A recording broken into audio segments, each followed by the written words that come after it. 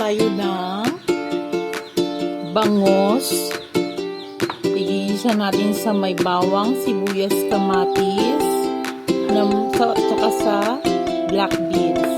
Ano nga tawag niya na? Basta bangos na ginisa sa may black beans. So, dahil naprito na natin kanina ang bangos, so pwede rin po guys, yan o. Bago kayo magprito, lagyan ng flour, pwede. Pero ako dahil walang flour dito sa amin, so atin na lang siyang igisa. Pag once na mainit na ang kalaha, ayan. So, simpleng kalaha lang yan sa amin guys. Ilalagay natin ang mantika.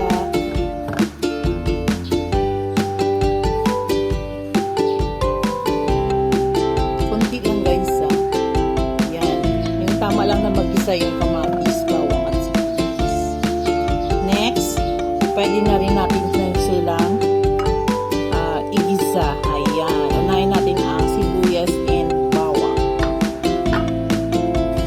Ayan. Habang nagisa-gisa, ilalagay naman ang kamatis. Ayan. Durugin natin.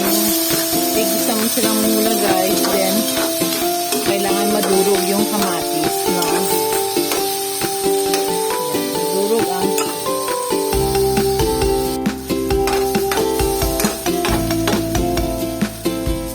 after that,